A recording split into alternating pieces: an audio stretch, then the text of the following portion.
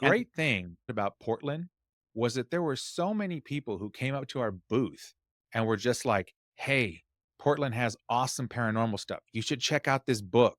I don't remember, Mike, do you remember what the name of it was, the book? I don't remember it. I'm pretty sure it was Paranormal Washington or Paranormal Oregon. It was like about the state. I actually have a screenshot of it somewhere. I can send it to you later. Yeah, and it's written down on a box somewhere that's sitting at the UPS store. It is It was like Paranormal Portland or something like that, and that was so cool because people just kept coming up to the booth and very yeah. quick to open to offer stories and offer instances that happened to them. It was really cool.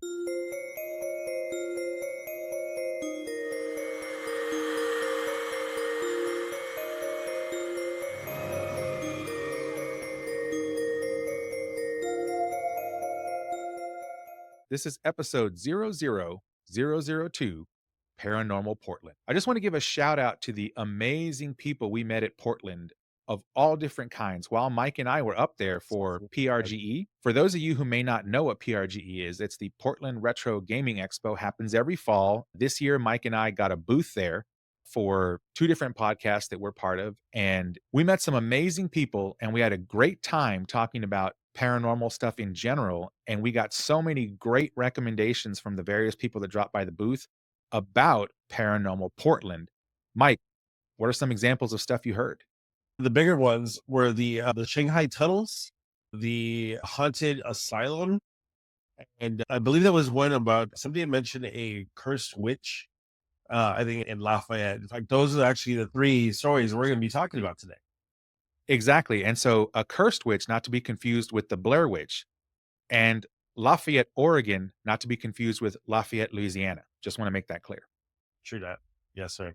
But yeah, the stories overall are pretty spooky. So, speaking of the three stories Mike just talked about, why don't we start with the first one, which had to do with this asylum or sanitarium or whatever it is? Mike, what are we talking about here? Asylums usually have this negative connotation to them because there have been so many stories over the years that have uncovered malpractices and people just being mistreated. The thing about the asylums is that there is so much evidence over the years that has been uncovered that has shown the mistreatment of people that weren't really that sick, but they were just tossed aside because society just didn't want to deal with them anymore. And it's really unfortunate. And you hear these hundreds and hundreds of people been in asylums that this has happened.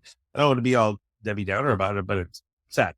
So regarding this specific one, though, this was in Salem, Oregon, and this was the state hospital. So again, malpractices happened. This was actually built in the 1800s, and much like all these other asylums, the asylum there in Oregon State, it was much of the same. So what it does to the walls is that over years and years of mistreatment and anger and hatred and just general sadness from the patients, that gets permeated into the walls to the point that here we are like decades later, almost 100 years later. This was in the 1800s.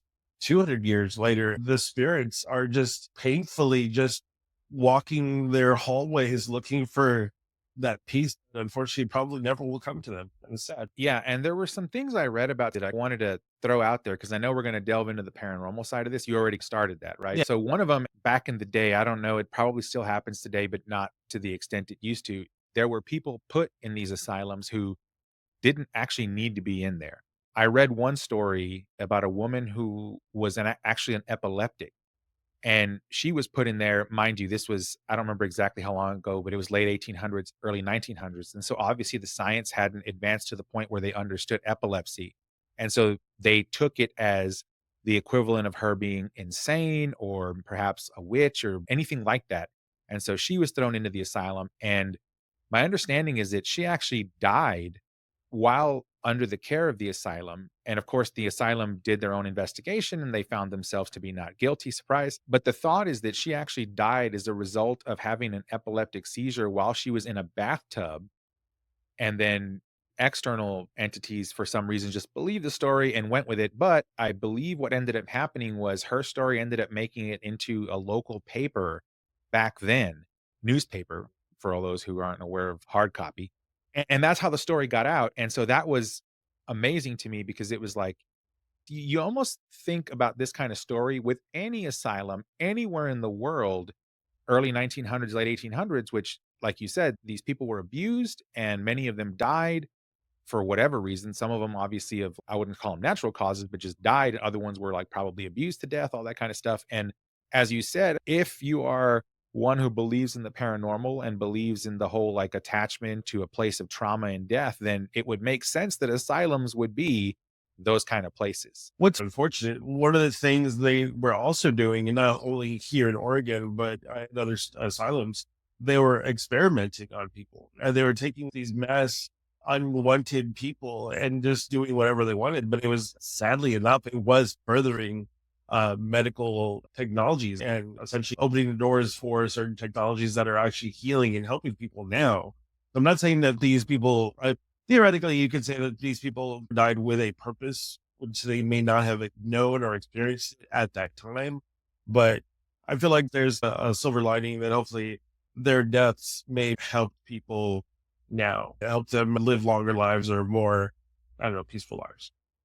Yeah. And I'm going to bring something in here, and I don't want you to flame me for this. Okay. But I like to throw a lot of Star Trek stuff out there just because I'm a big fan of Star Trek. And there is this one episode in Star Trek Voyager where the whole question of like medical ethics comes into play. And it's something like this, where there is a scenario where, in order to save someone's life, they need to use the research of a Cardassian doctor who got his data by way of experimenting on people that were imprisoned or whatever the case was. And so, like, his body of work was actually legitimate and had a lot of information and was able to save many lives. But Yeah. because the way it was obtained, there was like this, like an interstellar, like moratorium on using his research because of that.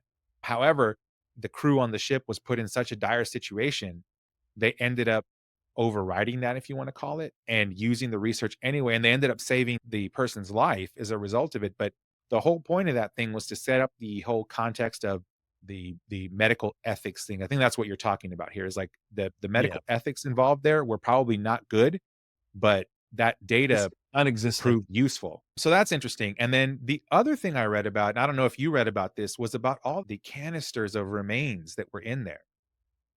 No, I didn't hear about that. I was actually going to mention about the tunnels, but what, I didn't hear about canisters. Yeah, so apparently, and again, a lot of this is supposition, but there is a room in the basement. I went and read several different articles trying to prepare for this episode, and one of them was talking about how basically what happened is there were these canisters, and the best way to think of them is like small paint cans, the little quart-sized paint cans you can get at Home Depot or whatever for painting small amounts, not the gallon size, but the smaller ones. Yeah. Um, Apparently, there are thousands of these things stored inside of that facility that have like numbers on them. And for the most part, no one knows who those remains actually belong to, but each one of those canisters is a cremated person. Oh, wow. And yeah, it was insane. And so, again, reading this on the internet through articles, I haven't seen them in person. I can't testify to it, but I did see some articles from news outlets, and there was actually a journalist who did like an entire story about this in the early 2000s, and it like broke it out and caused apparently all this consternation, right? Because I guess there were a lot of people in Portland who didn't realize what was actually going on at this place, even up to the early 2000s. And so this journalist published this piece, and it just got all this attention. Lawmakers got involved. And that's why now, like, I think they've rebuilt the hospital itself, the state hospital, but there's still a portion of the old one that is kept as a museum, or I I was just forget going to say, exactly, yeah. Uh, something like that. But that was the other thing. And I forget what they called the room. It wasn't called the crematorium. I think it was called like the cremains room or something like that, like a combination of cremate and remains. And there were some pictures, and I was like, wow, this is phenomenal. Here are all of these copper remains to be seen. canisters that are just full of human remains. That just speaks to the fact that nobody cared at all. And it almost, now I'm going to be stepping out a little bit here and making an assumption here, but the fact that there was no information preserved almost indicates to me that was on purpose, that these people were probably murdered. Well, they would then have to justify how they were killed or how they died. They would have to explain that. So Right. why have any sort of explanation when you can just, oops, I accidentally labeled it incorrectly. Yeah, oh no. Yeah, I accidentally mislabeled several thousand of these. Sorry. Yeah. Whoops. My bad. Whatever, human remains. So you said there was something else and you were going to talk about the tunnels. And this one I actually want to hear because this is a common theme you hear about a lot of sanitariums back in the day and the tunnels that are underneath them and what they were used for. So what did you find out about the tunnels? So essentially, what I found out about the tunnels, they were under. It was an entire labyrinth of underground tunnels that essentially connected the buildings to each other. The core purpose originally was just meant to food patients to different parts of the hospital a little quicker without having to expose them to outside or the elements, things like that. Some patients were real sensitive to that, things like that. What's crazy is that there's even purple glass that was on the ground that would allow for sunlight to shine through to the tunnels underground. So if you imagine this purple hue of color while you're going through these underground tunnels through an insane asylum, just as an employee, regardless as a patient, that just sounds creepy as hell. What's interesting about that is I think it was in Seattle, if I'm not mistaken. It may have been Portland, but I did a ghost tour that went through a bunch of underground tunnels in like the downtown area. I'm pretty sure it was Seattle. Seattle, yeah. And it was a very similar thing where like in those tunnels, you're walking underneath the street level and there are exactly that. There's like inlaid glass, like very thick glass of different colors, not necessarily purple, but it's for that exact reason that during the day, the sunlight shines through there and puts a little bit of light in that tunnel underneath. That's crazy. That's it's insane that and to be able to not only that as an idea when you're constructing the tunnels, but also to be able to or have to work using just those that minimal light. Yeah, it is. It reminds you a little bit about miners, right? Who are mining coal or were mining coal back then, Mhm. that kind of stuff. And yeah, the tunnels are interesting. Like I didn't run across them again in when I was reading, but I do know that tunnels are pretty common in general with asylums and sanitariums specifically. And I know that like during the tuberculosis epidemic, a lot of times those tunnels were used specifically because people were dying very frequently as a result of tuberculosis and they didn't want like the other people to I don't want to obviously everyone knew everyone was dying, but they wanted to cover it up as best they could. So they would use those tunnels to move the bodies after the people would die from one building to another, maybe from the main building to like the crematorium, Mm. and basically get the bodies out without creating this big old scene, right? They just had to take them into one elevator or whatever and down, and then the tunnel was the way out. Other patients who were probably going to end up dying that later that day or the next couple of days or weeks wouldn't see it and it was less traumatizing. But like you said, I think the original purpose was just to be able to move things around without it being exposed to the elements, especially in some of these places, because I don't know about Portland so much, but there are others like, especially in the Northeast, that have very difficult winters. And you could Mm. imagine trying to push a patient on a gurney across a path that's covered in snow, right? And having to Oh, maintain all that versus just running them through a tunnel underground, which is never going to have that problem. yeah, true. Or just anything really, clothing, toiletries. Yeah, and that actually is a smart thing to do, but like I said, a lot of times the tunnels were used to obfuscate things from the patient population, and that's where it gets a little bit darker as far as how it goes. Yeah, I can imagine like these tunnels being used for hiding bodies and nefarious purposes and trying to conceal actions. And doctors say, "Oh, I didn't mean to kill the patient," and Yeah, well, and then he slipped somebody 20, and they get. If I'm not mistaken, the tunnels are also connected to the railroad systems in that area. So if they needed something or a body taken out somewhere quickly, then they had this direct system that was ready to go. exactly, and actually, you gave a great premonition to a little bit about the Shanghai tunnels later. But, yeah, absolutely, that is an interesting thing, and actually, you don't have to go too far back in recent memory to think about what these things might have been used for, how they might have been used beyond the, what they should have been used for. Just remember COVID. I got pictures from a couple of friends of mine and even my sister who's a nurse showing the refrigerated trucks that were outside of the hospitals during the COVID time. And one of my friends up in New York sent some photos over. They were a little graphic, but literally showing like them loading the bodies into the refrigerated trucks. Oh, And I so saw some of they that. were doing the exact same thing. They were moving them through hallways and corridors into these areas of the hospital where they park these refrigeration trucks that were generally not for public consumption and just stacking them on top of each other because there's so many people dying. So Same thing, right? The tunnels where it was if you had a wave of, say, infection, tuberculosis is a great one, and you had a lot of bodies, you could stack them pretty deep in a tunnel, and they wouldn't be visible to the rest of the patient population, not to mention just the general public who might get upset by that or whatever the case is. So, Yeah. tunnels are definitely interesting. Kids don't want to be, you don't want to show kids things like that and try to block that from Yeah. them. Yeah, it was pretty traumatizing. So, all in all, the Portland State Hospital Asylum was an interesting story, and I think that we should definitely visit it next time we're in Portland. We'll obviously be up there next year for PRGE. Again, just a teaser for those of you who ran into us there or maybe who went to PRGE and didn't run into us. We do plan to be there next October. The dates Yeah. have already been set, but we should Can't wait definitely to get visit to it Portland. and check it out in person. I love Portland. Portland's so much fun. Portland is amazing. It's one of my favorite cities. I think if you look at the West Coast, at least Portland, Seattle, and then down here in the Bay Area, where I'm at, are probably my favorite three. Portland's definitely probably my next favorite in terms of places to visit, and the people there were just amazing. Everyone we met there was cool. They were nice. So nice. Super nice. Just yeah, the vibe was just amazing there, and that's why I love Portland. So, yeah. There. So speaking about all the spooky stuff in Portland, if you happen to know about some additional things regarding the asylum, the state hospital, or just anything else that we either haven't talked about or are not gonna talk about in this episode, To talk please about. leave it in the comments below. If you have any personal stories around any of these locations in Portland, things you've experienced, please also share those in the comments below. And then if you want to reach out to us directly, we also have an Instagram. It's linked from our link tree, which is linked in our YouTube channel. So you can find us there if you want to, follow us there. We do post a little bit of content over there as well. And then the other thing is you can email either Mike or me, Ernest at fabulaobscura.com, Mike at fabulaobscura.com. Those emails go straight to us. We read them and we're happy to, hear your thoughts and your comments. And we do want to do an episode, at least probably a few of them in the future that are kind of listener questions or listener commentary. So please leave it below, tag us on Instagram, or send us an email.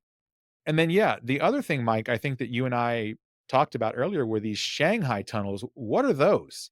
This is said to be one of the creepiest places, most haunted places in America, the Shanghai tunnels. They're in Portland. They're located underneath the streets of Old Portland. These tunnels were used between 1850 to 1941 for illegal activity, including human trafficking.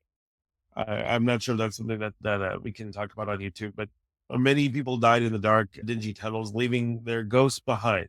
You can now see these tunnels and tour them, where many people have heard phantom voices talking, moaning, and screaming. Ernest, have you heard anything about the tunnels themselves, or what research did you find out about them? So, interestingly enough, and by the way, one day we're going to do an episode about haunted San Francisco. But when I first moved out to the Bay Area years ago, I actually did a haunted tour in San Francisco, and it was one of those walking tours. And there's an area there called the Barbary Coast, or it used to be called the Barbary Coast. And there's still some like stuff on the ground that indicates where it was. And it was basically a red light district in San Francisco, and it had this series of tunnels underneath it.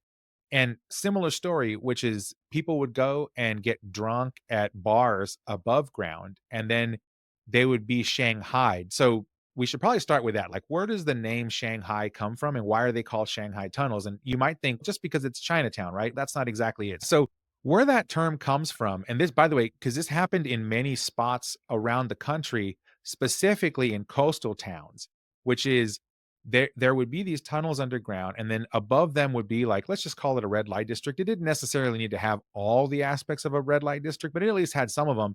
One of the main culprits being alcohol. So what would happen is young men and young women would be in these establishments. They would get drunk.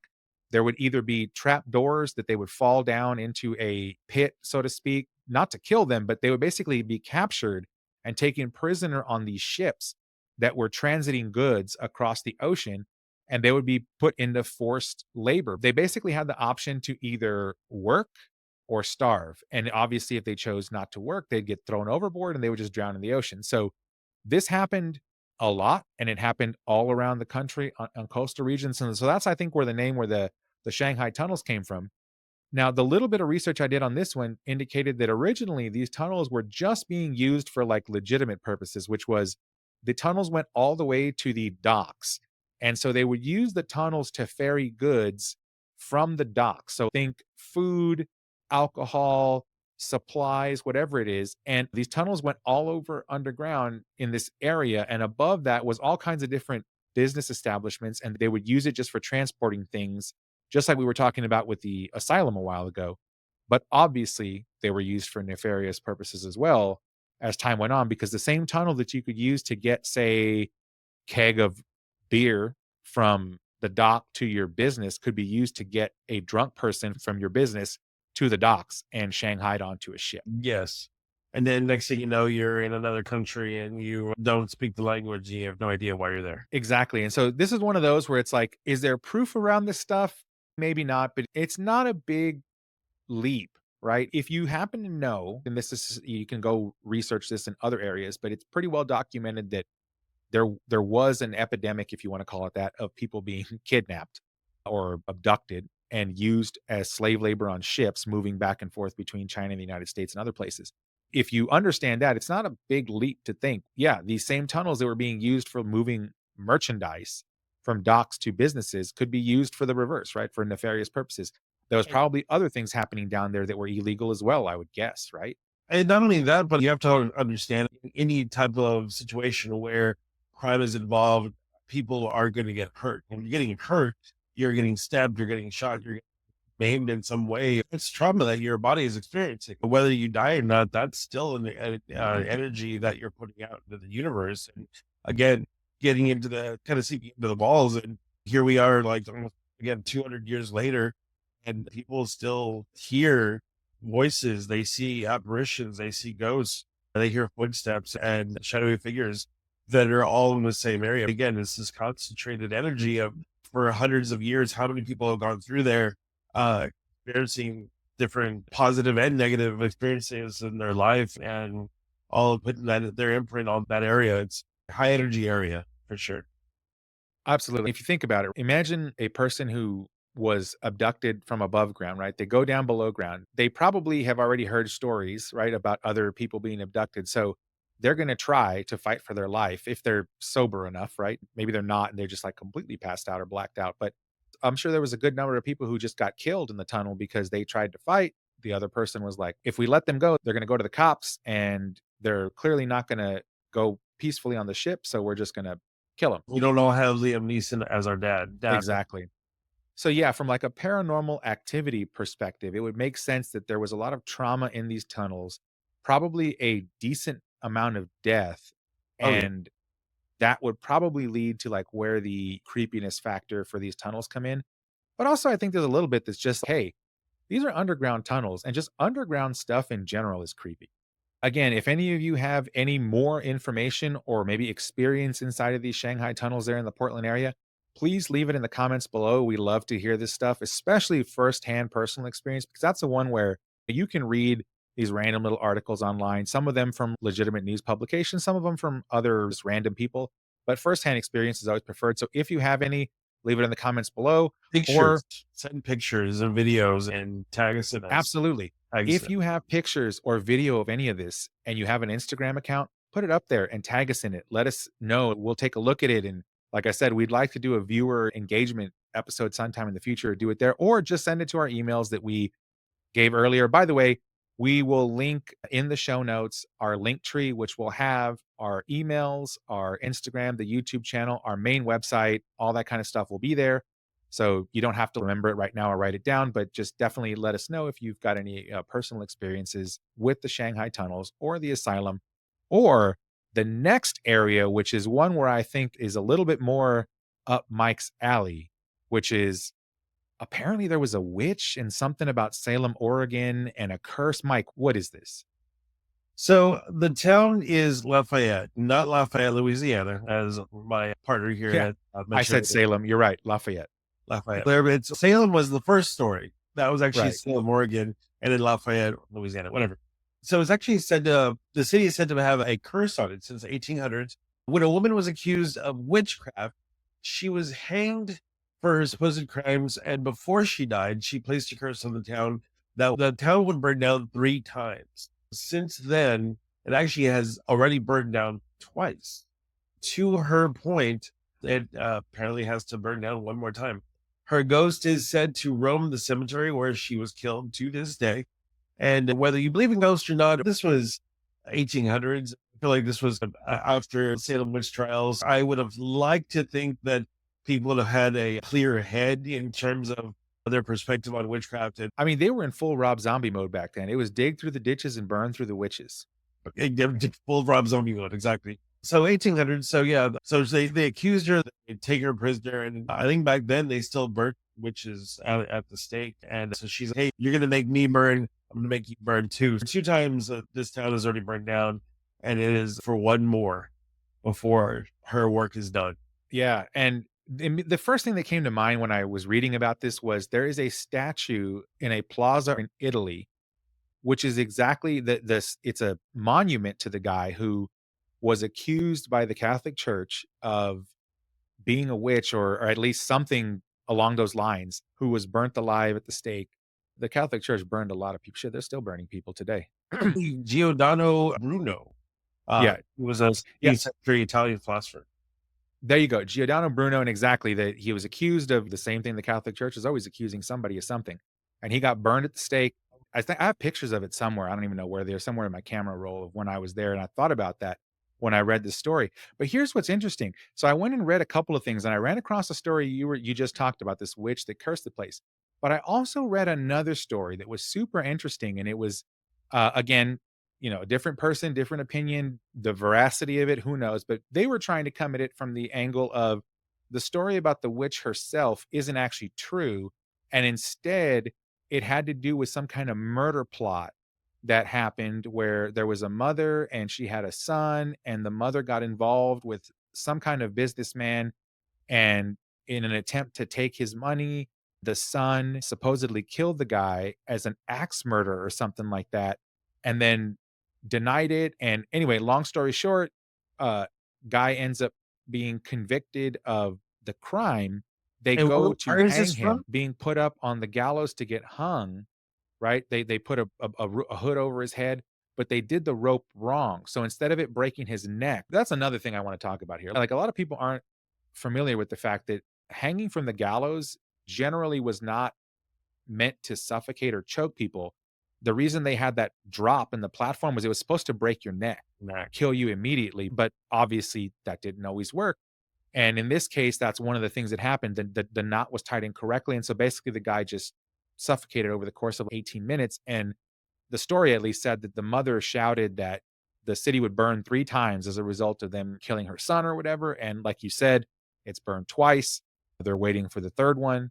Again, whether or not any of that's true or whatever, but it's just another story I found. And I thought that was interesting. And all of it comes to the same conclusion, which is someone said the town needed to burn 3 times and it's burned twice already. Now, here's the question for you, Mike, because I always ask this same question of everybody.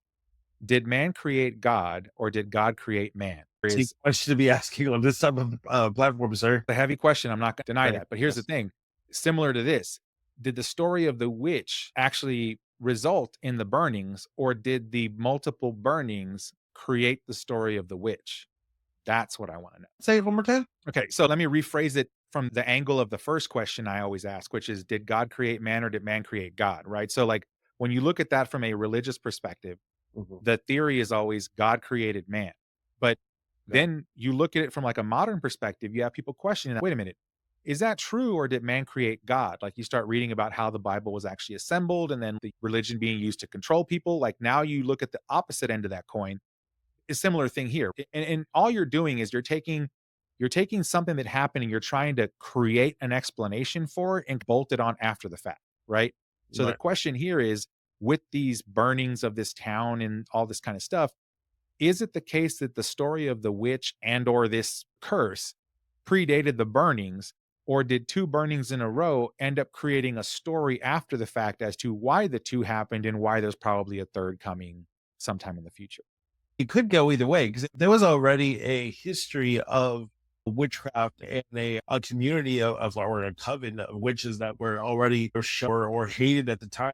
They could have just, as a way to perpetuate their distance from the main community, they wanted to stir this story of these. Oh, the witches did it. The witches cursed it. The town burned. Oh, why did it burn? Oh, it burned because of those witches. The witches that caused. Remember, you heard that story, right? Oh, I heard that story back when I was a kid. Oh, and then it just snowballs Mhm. into, evolves into from lore into history into fact. And then this actually happened. Like people say that the Yeah, Bible actually happened, but it didn't. yeah, into movies where Sinbad played a genie, right? Like, Or did he though? there you go. There you go. No, and that's very common, right? Especially for this era, because this was a very transitional point in, and I would just say human history, where the Catholic Church itself was just, it controlled the world, right? It Yeah. controlled monarchs, it controlled entire countries. What did it do to get to that point? It did many things, but I'm not going to comment on that. I'm just giving kind of the historical timeline on it. So the Catholic Church had risen to be the dominating force in all of the world, to include Oh, monarchs and entire countries.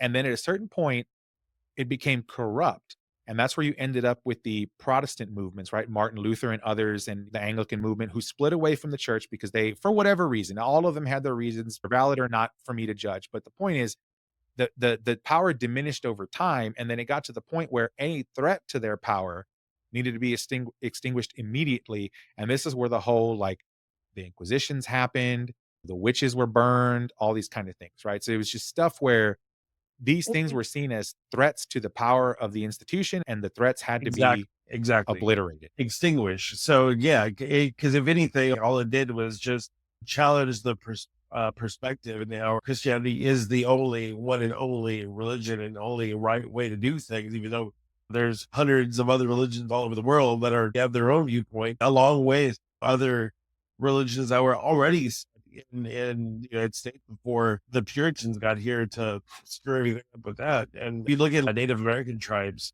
they all had their core religions, their core beliefs that were essentially just obliterated by the Catholic Church just because they needed to control them. They needed to make sure that, like, oh, no, no, you need to believe the God that we want you to believe in because that's right. Yep, Yeah, and it still continues to this day, right? And what's really cool about this is that we're gonna find this theme, if you wanna call it that, in many different places. And so when you and I finally get to the East Coast, specifically the Northeast Coast, we're just gonna be all over the place with this stuff, because right there, that's the birthplace of the United States, if you want to call it that. yeah.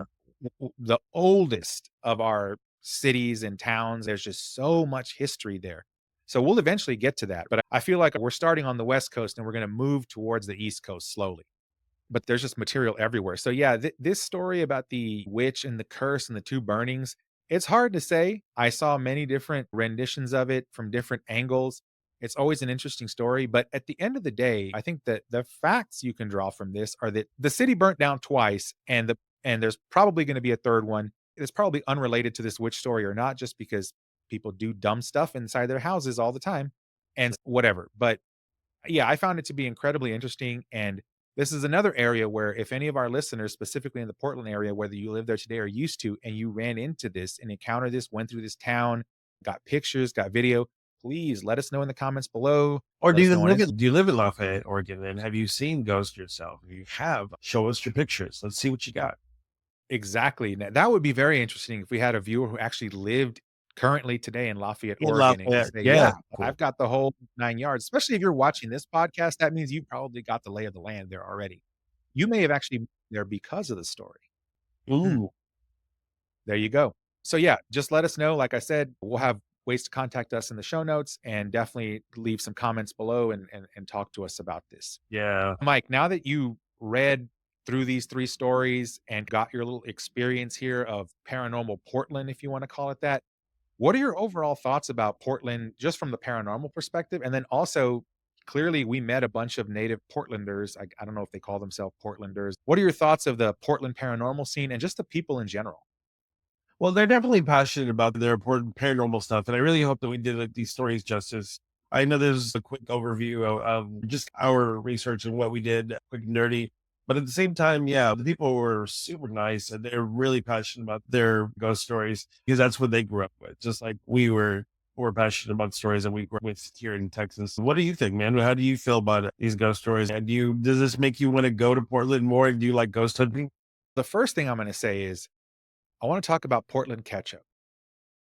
And for the simple reason that every time I've gone to Portland, every place I've gone in Portland that serves ketchup, that has the Portland ketchup, makes a big deal out of the Portland ketchup.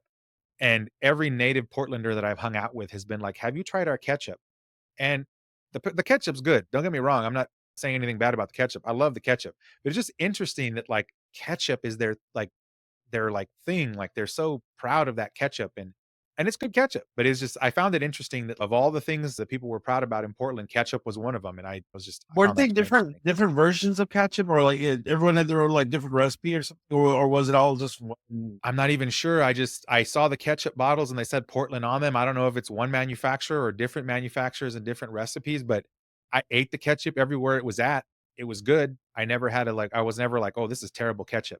One of the restaurants we went to, the waitress said that they were for their ketchup. That was a thing. That was like a staple from Yeah, Portland. one of the waitresses told us that for sure. So yeah, the ketchup, great. It was awesome. As far as like the paranormal stuff, super interesting. Like I said, the West Coast has some really cool stuff. I know when most people who are not really into this stuff and just getting into it for the first time, they're getting stuff from the Northeast. Again, just because that's the oldest part of our country. And that's where the more of the history is going to be and this kind of stuff. But the West Coast still has its own stuff. Portland specifically, Seattle as well, San Francisco, Bay Area have their own. And I love this stuff and I would love to return to Portland. We go every year, so there's that, but I would like to go more often than that. Actually, more recently, I was talking to a Portland-based photographer on Instagram of all places, and I think I wanna do a Portland native photographer-led paranormal type of thing there. Again, haven't even brought it up to them yet, but it was just talking about some other random photography related stuff from the Portland area. That's something we're probably gonna look into in the future, and then as far as returning more often, I would love to go to Portland as often as possible. I just don't have that kind of time, but I definitely wanna return. I also am thinking next year of going a little bit early and doing a paranormal visit to these different sites, take some pictures, shoot some video, maybe Mhm. a live episode from the grounds of the Portland Sanitarium. That would be cool. Yeah, definitely. And just to piggyback on what you said about the people of Portland, again, these were some of the most amazing people we've ever met. I've met great people everywhere I go. I've traveled all over the United States, all over Europe, parts of Asia, and run into some amazing people everywhere. But the Portland people are a special kind of people. They are just super kind, So very down to earth, nice. Yeah. very welcoming, happy to share their opinions, just good salt of the earth people. And I enjoyed that. And every single one of you that came by to our booth to talk to us about Paranormal Portland, you all were all great. Thank you for doing that, by the way, because again, we're just starting this podcast off. And even though we only had one episode published by the time we got to PRGE, we still had such an amazing, just positive vibe from everybody there. They were excited for us, excited for the podcast. And Mhm. so we're taking that excitement forward with us. So thank you all for doing that and just for being awesome people. And like I said, I'm hoping to visit Portland more often. As a matter of fact, I am considering moving to Portland at some point in the not too distant future. Not Thought now, about that too. not like in the next year or 2 or maybe 3 to 5 years. I'm thinking that's the next place I'm gonna go to. But I just love the vibe there overall. And so all of you from Portland, just keep doing what you're doing. Keep Portland weird, I think is what they said. It's funny because we have the exact same saying in Austin, right? For Keep Austin, Austin weird. yeah. You have the Keep Portland weird. We saw that several places, like on the side of buildings or whatever, and just yeah, actually very similar vibe to Austin, Texas. Much nicer weather. So And that's nice. another thing. Tell me about the weather, Mike. How did you like the weather up there? Oh my God. Waking up to what is it for? It was like 48 degrees one morning. And knowing that here in Texas it was like 95 that same morning. I'm like, Yeah, yeah, Texas is that was so hot. Texas is so hot, the ghosts are sweating over there. In Portland, it is like paranormal weather. It's just exactly where it should be, at yeah. least when we were there. Next year, they're moving it back 1 month into October, and I know that's where you get into the hit or miss rainy season month. Because Mm. John Riggs, if you're watching this podcast, he and I took a dip on an electric scooter in rainy weather one day, a couple years ago at PRGE, so we're never doing that again. But, yeah, the paranormal vibe in Portland was amazing. The vibe from the people was amazing. So, I think with that, we're gonna bring this episode to a close. So, Mike, are there any parting thoughts you wanted to give before I bring this one to its, final conclusion? No, just say again, want to say thank you very much to everyone in Portland. Y'all were amazing. Again, this Texas boy feel welcome up there. And so thank you for that. I definitely appreciate it. Awesome. And yes, I agree with Mike 100% on that. Portland is awesome. We can't wait to get back to you next year for PRGE. And if I have it in my schedule sometime, I will try to get up there before then. That's a hit or miss. My schedule's crazy. Yeah. But I did want to give you all, the listeners, a kind of a preview into next episode. Mike and I have already planned out the next few episodes. The next one is going to be what we're calling a paranormal fall, and we do intend to publish it before the end of the month. And the reason I picked that title was because I wanted to talk about Halloween, because this is our season right now for this type of podcast. But Mike and I being from San Antonio, Mike and I both being from the same culture, Dia de Muertos is something that's very important, at least culturally to us. And I wanted to talk about that in the next episode as well, because I think there is an interesting thing that happens culturally. And I'll give a quick little kind of a note here. My kids are not scared of the typical thing. A lot of kids, they see like skeletons and ghosts and witches and all that. They get scared of that kind of stuff. Whereas my kids are not scared of that stuff. And it, for the simple reason that from the moment they were born, they've been indoctrinated, if you want to call it that, into Dia de Muertos. We talk about it every single year. We have, as a matter of fact, we just set up our ofrenda yesterday. We have all of our relatives, several generations back in there. We talk about them passing and why remembering them is so important. So we'll talk about that in the next episode.